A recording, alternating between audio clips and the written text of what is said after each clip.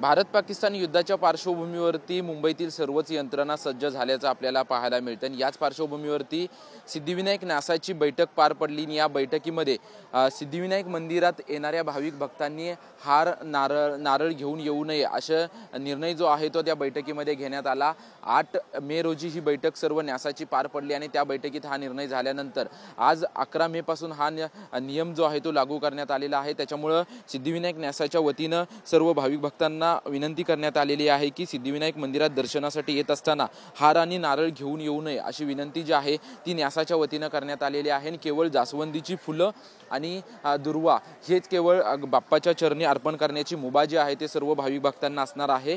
बैठकीमध्ये चर्चा करत असताना संपूर्ण धार्मिक स्थळं ही हाय अलर्टवर असल्याने हा निर्णय घेण्यात येत असल्याची माहिती जी आहे ती सिद्धिविनायक न्यासाच्या वतीनं देण्यात आलेली आहे। त्याच्यामुळे जवळपास 3 ते 4 दिवस होऊन गेले ही बैठक जी आहे ती बैठक पार पडली होती। त्यानंतर हा निर्णय जो आहे तो घेण्यात आलेला आहे आणि हा निर्णय आजपासून लागू करण्यात आलेला आहे आणि न्यासाच्या वतीनं सर्वांना विनंती करण्यात आलेली आहे की हार आणि नारळ कोणीही घेऊन येऊ नये, त्यामुळे केवळ जास्वंदीची फुलं आणि दुर्वा घेऊन यावेत अशी विनंती जी आहे ते न्यासाच्या वतीनं करण्यात आलेली आहे। आणि आपण पाहतोय की सिद्धिविनायक मंदिराच्या संपूर्ण बाहेर हार आणि फुलं जी मोठ्या प्रमाणात आपल्याला या ठिकाणी पाहायला मिळत होते त्याच ठिकाणी मोठ्या प्रमाणात जास्वंदीची फुलं आणि दुर्वा जे आहे ते आपल्याला पाहायला मिळत आहेत। जे आपल्याला समोर स्टॉल दिसतो या स्टॉलवरती मोठ्या प्रमाणात हार आणि नारळ बाप्पाच्या चरणी अर्पण करण्यासाठी मोठ्या प्रमाणात पाहायला मिळत होतं। परंतु ज्या पद्धतीने न्यासाने निर्णय घेतल्यानंतर आपण पाहतोय की मोठ्या प्रमाणात या ठिकाणी जास्वंदीची फुलं आणि दुर्वा असलेले आपल्याला पाहायला मिळत आहेत। बैठकीत चर्चा करत असताना